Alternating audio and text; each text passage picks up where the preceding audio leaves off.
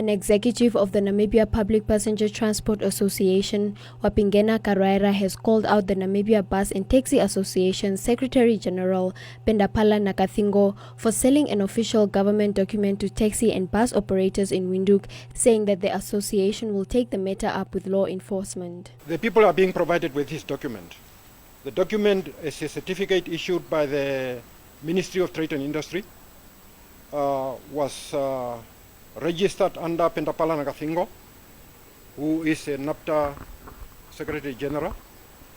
The information that Nakathingo is alleging here does not make any sense.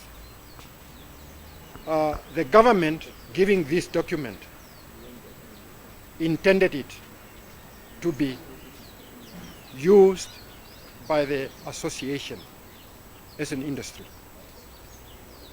Now, from what is transpiring here, this document is not for sale. It is a government document, official government document. Pendapala Nakathingo have no right to sell this document to operators whatsoever. Now, according to the information provided here to the ministry,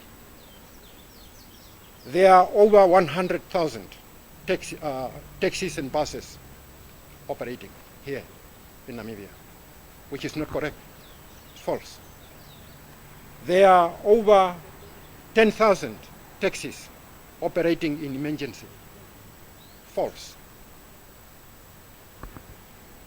We don't have that kind of number of taxis operating in any part of Namibia under lockdown. Now, this is a very serious matter. For someone to be provided with a document that can assist the operators and turn around and start selling it for reward. Where is this money going to? Taxi drivers who have been issued with a certificate revealed that they were not informed as to why they are being issued operation certificates and are now demanding refunds from NAPTA, saying that they are already making a loss due to the limited customers allowed on a taxi during the COVID-19 lockdown. I don't understand this certificate which they are giving to us. As well, they can see on the road, as taxi driver, we are suffering a lot. There's no customer on the road, and per day maybe we just used to work $100 or $150, something like that, according to the petrol.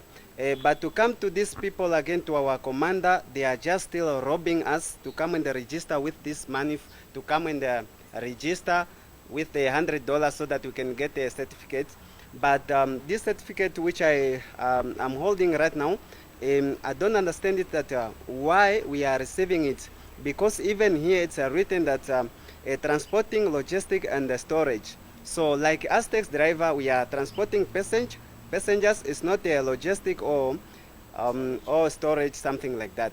President of the Transport Association also rejected NAPTA's actions and clarified that there is no fee required for an operational certificate. You know, there's two types of permits which you need. This one, like this one. This one you can get it from the station commander, meaning it is clear indicated transporting passenger from Ketman shop to Windhoek and back. It is written, and then this is the fake one, which people they are trying to give it to the people. It is written. Do you see why I'm saying it's fake?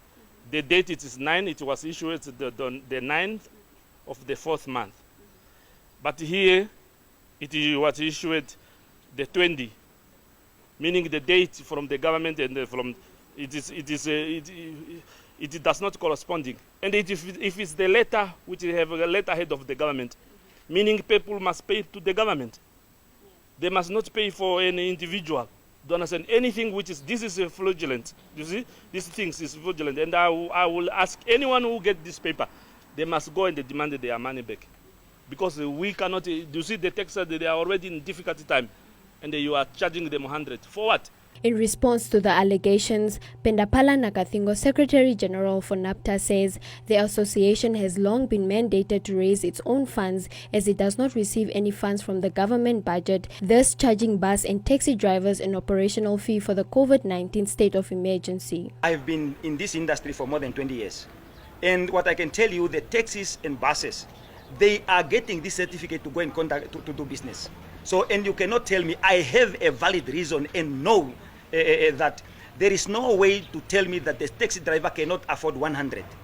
This is the reason why we say these services that are being provided by the taxis and buses is so critical and essential, because half of the Namibian people are depending on the public transportation services. And we know how much do they make from the public.